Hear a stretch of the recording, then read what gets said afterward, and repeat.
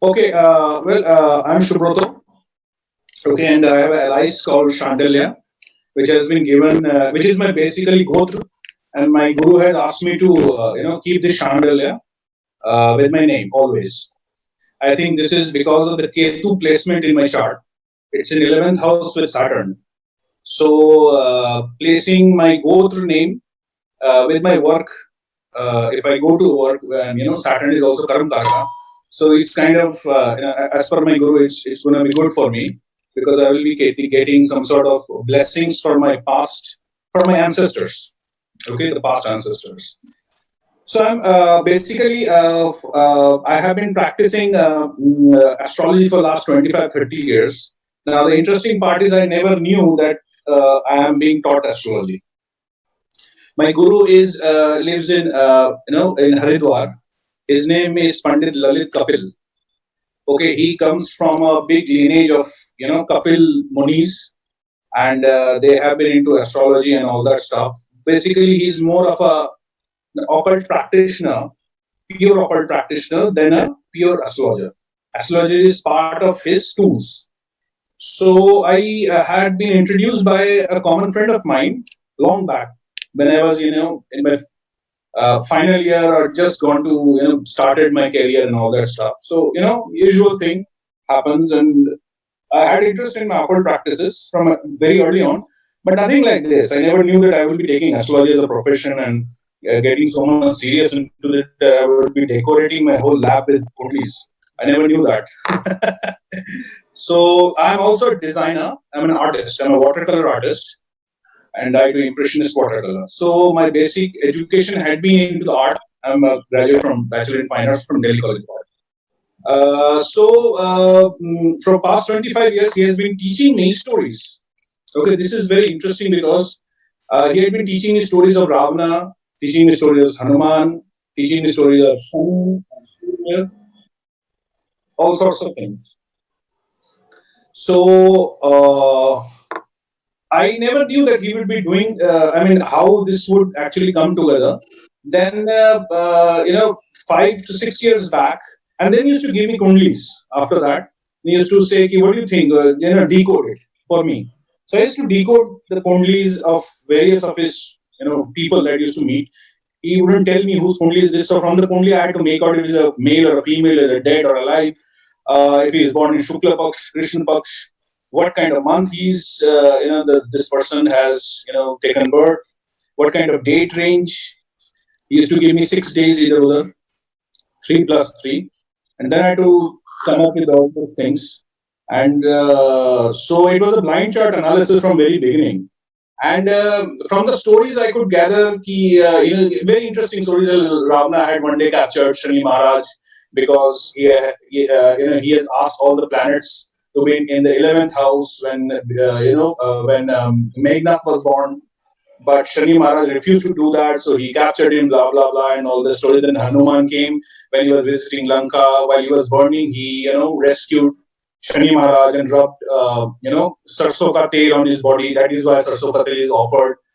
So these kind of stories. Then 5 to 6 years back, he kind of said, Ki, "You're on a crossroad of a career, and it's a high time that you kind of abide and obey what Ketu is giving to you. In 11th house and with Saturn, Ketu generally is a healer, and I'm also born in a Venus nakshatra. So so that kind of, I think, Venus also gives a lot of interest in astrology. So then he actually kept his hand on my head, and somehow it all came together. So I don't know if it was his hand or it was by I was running a Mahadasha of Rahu, and a Pratantradarsh of Venus. So then I started practicing Kundli from the very basics. I mean, since I've been practicing blind chart analysis, I could also capture the name of the person, the kind of place he would be born in, the vicinity of his place, the vicinity of his house, kind of house he would be born in. So these all came to me by practice because he had been doing it from very beginning. So then this was his then, but he's more of a spiritual kind rather than very technical. The technical guru came to my life about 3-4 years back. Mr. KT, the legendary Mr. KT Subhakaran.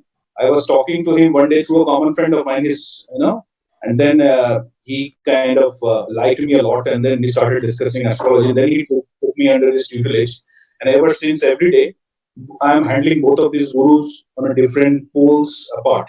So it's a big Herculean task because on one hand I have a spiritual guru who is asking me to do all those mantras and japas, and for him, astrology is a way towards recognizing the potential of yourself and then getting out of it everything Maya and Mu and all that stuff. But the technical guru, that is Mary K.T. Subhakaran, he introduced nakshatra and all that stuff to me. And so that's how it is. The Bhrigunandi Nadi, I've been practicing Parashari because Parashari is, I believe, is the root. Then from there on, I got on with the Bhrigunandi Nadi. Then when it came to remedies, I found out, my guru, the spiritual guru, introduced me towards Lal Kitab as, as Ravan Samhita, because he believes that Lal Kitab is actually an offshoot of Ravan Samhita.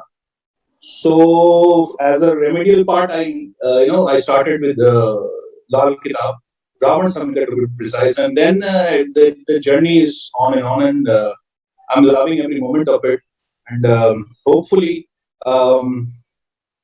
I would become at least 0.0005% of what my guru expects me to be, and hopefully, I would be making proud. Both of the gurus proud. So let's see what happens. So it's kind of, and he told me specifically, the key needs very, very limited. I'm going to keep a watch on me. And somehow, guru, I don't know how, he finds out what I'm doing. I cannot hide anything from him. So that's how it is. So I'm turned professional, but I'm practicing, not taking astrology as a business as of now. So let's see what happens. So this is my basic introduction, and About the legendary guru, Mr. K.T. Subhakaran. yes, He has published a volume one for Nakshatras. yes, You will be the best person to you'll be the best person to introduce his work. And I believe every student, when he praises his guru, uh, that is the best opportunity for him to repay to his guru. absolutely, absolutely. Although I must say at this moment, if KT Subhakaran, my guru, finds out that spoken too much of him, he will become very angry. He is very finicky about his image. He doesn't want to come out in the public at all. But still, as my homage, yes, he has come out with several books. I think the most important are the two books. That is Nakshatra, books on Nakshatra, and he has also come out with a book on mantras. He has come out with a book of Bhargava Nadi, very rare. But the implementation of Bhargava Nadi, as per my as K. P. Subhakaran himself, is very difficult because then you need to be very, very precise on your birth time. Otherwise, that won't work. And it's more on the moon sign, and it's very limited because he couldn't find much scriptures. And he also published a book of yantras, mantras, and he has done on Rudraksha. He is the master, and he is so authoritative of Rudraksha. Nobody can match him. It's impossible. Now this is a small, I have seen incredible Rudraksha in his collection. I think one of his Rudraksha has been taken picture of and is being blown up and is right now on the wall of a very famous Guru Mata. I'm not allowed to take her name. Do And understand that? that Rudraksha. He wears that Rudraksha, and it's priceless because it's only one in the whole world. So that is why I believe he has asked me, because he's going to pass on to his family and all the Rudraksha collection. As a matter of fact, when I first went to him, he asked me to hold a very small 5 mm Rudraksha in my hand, and believe me, in about 5 to 10 seconds, my body temperature had gone up few notches. So this is the power of. So he is the authority of Rudraksha. So, and also right now, what he's doing is he is translating ancient Ayurvedic scriptures from Sanskrit to Hindi and English. Very rare, very rare. Wow. Wow. As a matter of fact, he had during the COVID, he had first told me that Pipli and Kali Mirch and Salt would be used to bring a positive effect of immunity. It will bring about increase your immunity, which has been taken later by the Ayush Mantralaya. I don't know. I mean, he keeps on discussing with a lot of ministers and all that. I don't know if he had what he had done, but they told me that he has been discussing this. So he is right now, this decoding, ancient scriptures, all written in Sanskrit, and believe me, in a language very rare. It's beyond Sanskrit. It's the mother of Sanskrit. Only I think he only knows. I don't know how he knows, but he's also into all these things. I think he has got a gift from the divine, because he keeps, sometimes he opens up very rarely. So he had shown me this script. This is Devanagari. It looks like Sanskrit, but it's not Sanskrit. There are alphabets, which is unbelievable. Where 3 or 4 alphabets of Sanskrit is making one alphabet, and he tells me these alphabets are not to be read, but these are sounds, because Sanskrit is a language of sounds than words, especially the scriptures. So these had come up the mantras, because he is also a master of mantra. He has written amazing books on mantras. So this is what he is. So this is what KT Subhakaran is. He is I think he's a pioneer of in decoding ancient Ayurvedic texts. But he is a non-marketing guy. He keeps his to himself. He's absolutely he hates media. He hates the limelight, and he's just that I'm going to pass it on this to you, since I don't think and you should do a PDF of this and then pass it on to the rest of the world without charging a penny. So I guess this is what his dream is, to decode. I mean, he's once he had told me that uh, one of his books called Sri Rudram Decoded had been purchased by some German and American libraries in huge volumes, possibly for some research, because that book, Sri Rudram, contains some incredible formulas for amazing stuff like making gold and all sorts of things. I mean, as far as health is concerned, if you got cold, if you got fever, doing this mantra, doing this condiment, putting these things together, all sorts of Ayurvedic things, and you will get out of this cold. There is formulas of Ayurvedic formulas which can actually you know uh, heal people, even if they are suffering from very fatal diseases.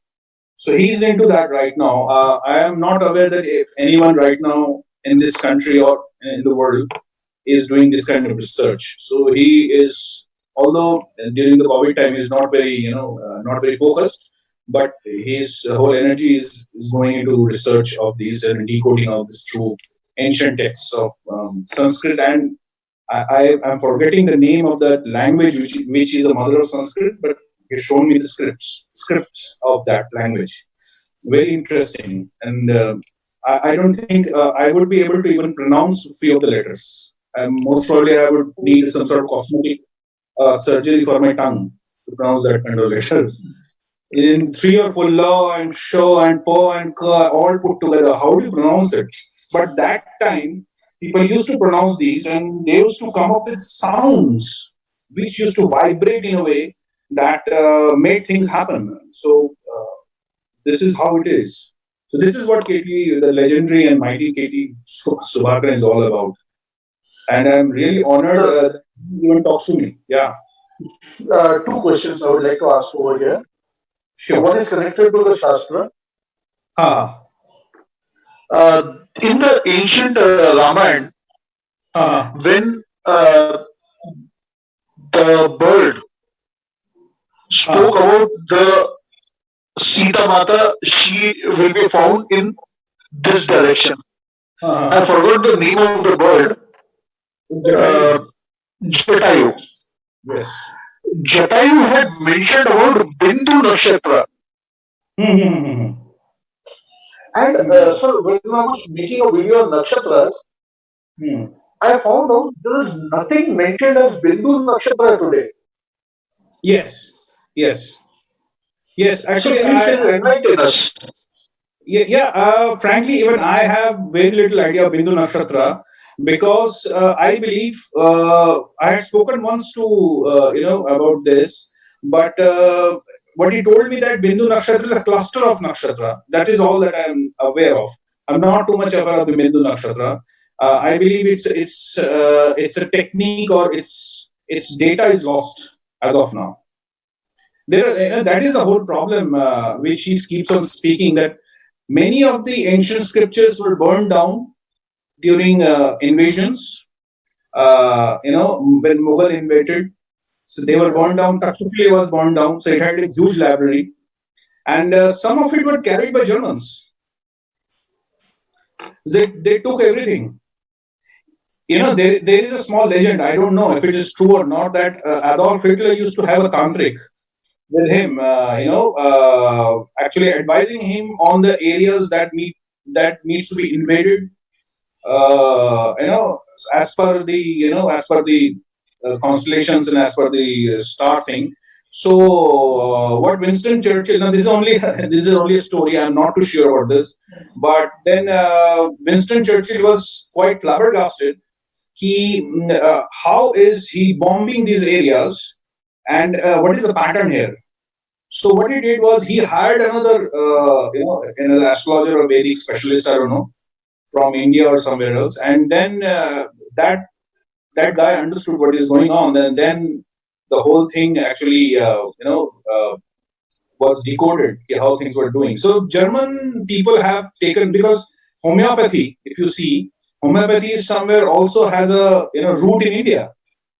So these were taken by the researchers of Germany. The Hahnemann had taken this. He's the father of homeopathy. He's a German. So a lot of texts and books were taken by the Germans. So as far as the Bindu Nakshatra, I am not too much aware of the Bindu Nakshatra. It's just a cluster of nakshatra I know, and it's lost. It's whole as far I know. Uh, so what it did, and what kind of what kind of things it had. Just like Abhijit Nakshatra is slowly going away, it is not even counted in today's time. Maybe sometime back also Bindu Nakshatra used to exist, but now it is gone. Because if you count Abhijit Nakshatra, it is 28 Nakshatra, but right now everywhere it's 27, 27, 27. So, so this could be a pattern. Maybe sometimes in our future, few of the Nakshatra would again vanish, and there would be 24 and 25 just for easy sake.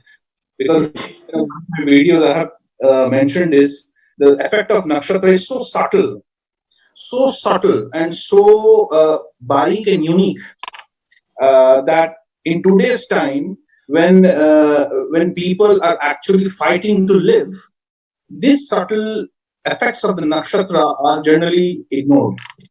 At that time, people had that kind of time, that kind of meditative practices. Spiritually, they were high, that nakshatra would actually affect them each and every day. But right now, the struggle of life is so tough that we are actually, trying to make ends meet, the basic ends, hunger, health, education, staying alive itself right now. If you see the situation, staying alive itself, so much struggle, so much, it needs so much energy that the subtleness of the nakshatras actually is not really coming into our life. It should the way it should. I mean, earlier people used to lead their life as far as the moon and the nakshatra it is transiting in, but in today's time we hardly see anybody doing it. So this is the whole problem, I guess. Sir, today's transit is Moon in Mrigashira. Yeah, yeah, yeah. Did you find any secret, or did you get through any secret? Mrigashira Nakshatra, whenever moon transits in Mrigashira Nakshatra, I have found out if the whoever has a very good Mars placed, and especially if it is creating some sort of Ruchak Yoga, what happens is his energy level and his whole the day actually goes into hard work. He works very hard. This is one of the things that I've seen is Mrigashiran Nakshatra, because I find this animal instinct also comes up, and especially for people with good Mars, and there are a lot of people right now. It's completely different because of the COVID and all. And I've also seen people actually going into property dealings and buying cars when they see themselves in Mrigashira Nakshatra. It is a bit tough nakshatra, cruel nakshatra, not exactly cruel but tough nakshatra, Mrigashira Nakshatra. So this is a broad stroke we can draw. People do sometimes do stuff like auspicious stuff sometimes, but this is what Mrigashira Nakshatra does. It brings up your energy, and it makes you work hard and think. It does things that it actually brings about stuff that you have forgotten to do, and it's kind of brings your inner energy in front of you. That is the whole key word is you work hard. Today, everybody is going to whoever has good marks is going to really give their best shot in whatever field they are doing. And it is also constructive in nature. I see Nikshira Nakshatra people having a good Mars have that ability, especially when moon is transiting, they can join the dots. Especially like an architect, they can build things even if it is in their mind. They know, how it is to be done, what needs to be executed, what kind of cost it would bear, and so on and so forth. Sir, being in Delhi, Hmm. you might be knowing of a person who is called Umang Taneja. Absolutely. He also dwells in Bhrigunandi Nadi.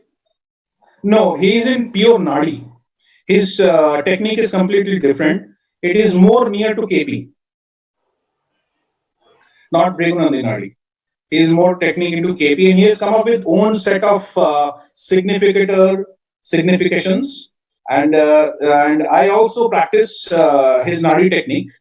They are very fast, accurate, and if combined with BNN and Kaspal interlink techniques, it fetches you everything.